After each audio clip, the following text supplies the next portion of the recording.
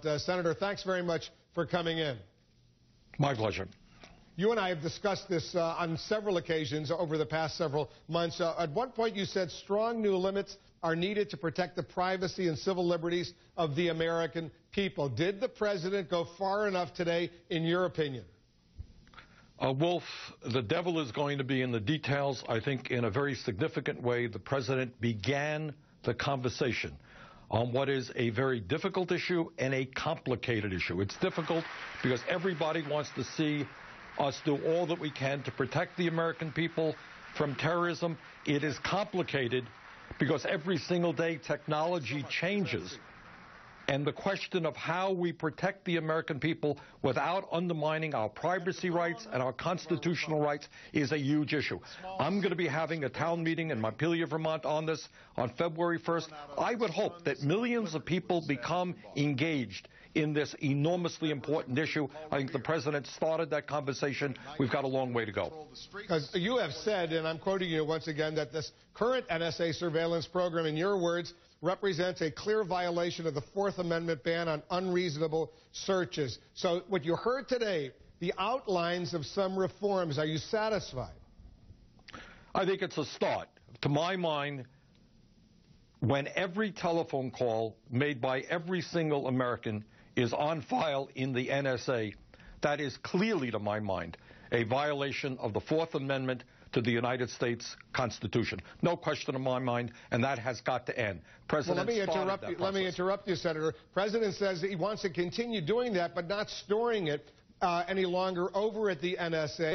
The companies that have all these records, they don't want to store it for a variety of legal and other privacy considerations. So who's going to store all these records? Who would be an appropriate source or person or institution to do such a thing?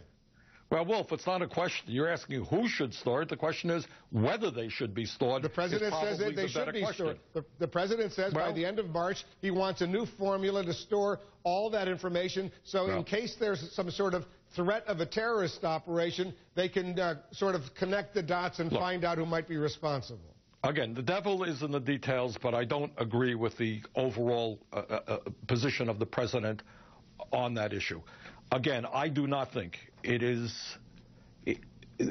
that the Constitution of the United States supports the belief that every call made by every American, 99.99% who have nothing to do with terrorism, should be kept on file. Look, you know, let me tell you what I'm really concerned about in this whole business, Wolf, and it's a very subtle thing.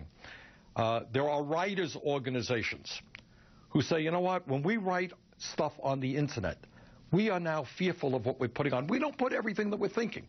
You got kids in America who walk into a library and are saying, you know, should I get that biography of Osama bin Laden? Should I write that report, or is somebody going to think I am involved in terrorist activity? What we want as a nation is our young people and all of our people to be brave. You want to sign a petition without worrying that the government is going to keep file on you. You want to investigate an issue, you want to research a paper. We want an inquisitive, curious people. That's what freedom is about. And I think all of this stuff has a very significant chilling impact on the willingness of the American people to be thinking about issues, to be writing about issues, to be talking about issues. That is my fear. I'll ask you a question I asked Senator Rand Paul, your colleague, the Republican senator from Kentucky, a little while ago. Let's say the NSA determines a known terrorist suspect in some country, whether Yemen or Somalia or Afghanistan or someplace, is making a phone call to someone in Burlington, Vermont, for example. Do you want the NSA to check out who that individual is, why this known terrorist suspect is making a phone call to an American in Vermont? Yes. In other words, look, where there is reason to believe that somebody may be involved in a terrorist attack, I want our government to do everything that it can to protect the American people. But what I do not want are files being kept on the 99.99% of Americans who have nothing to do with terrorism. So how do you bridge that gap? How do you protect national security on the one hand and prevent another 9/11, while on the other hand making sure that Americans' privacy is protected? Well, that is the question. And let me add to that question by saying that that technology is changing every day. And think about what technology will be like in 10 years from now. And that is why we need a constant discussion and debate on this issue. My own view is that at this point, we have gone too far in attacking the privacy rights of the American people. But you're asking the right question, and there is no simple answer, and that answer will change 10 years from now. We need a massive conversation on the parts of the American people to say, how do we protect ourselves from folks who we know want to hurt us, but do it in a way that maintains us as a free society? Not an easy thing. President started this discussion. I would go further than the president in terms of protecting privacy rights.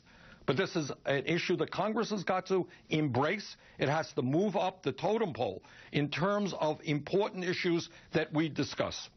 One final quick question, if you can give me a quick answer. You raised a sensitive subject the other day, whether or not the NSA is spying on members of Congress like yourself, senators and representatives. You've gotten some answers from them. Are they satisfactory?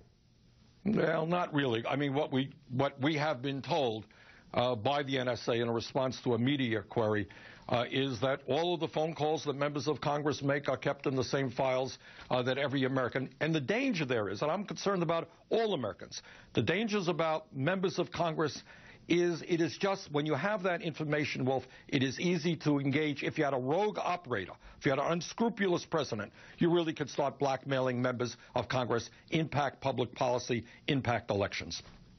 And you earlier, in an earlier conversation we had, you recalled Richard M. Nixon on what potentially could be done along those lines. All right, Senator, you want to make a final point? Well, Justin, I want people to think if Nixon had the resources and the technology that now exists, think of what he would have done.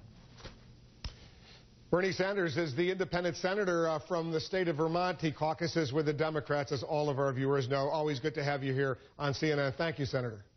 Thank you. Up next, we'll get more reaction, more analysis of the president's surveillance reform proposals. Gloria Borger, Peter Berg, and Jim Sciutto, they're all standing by. They will weigh in.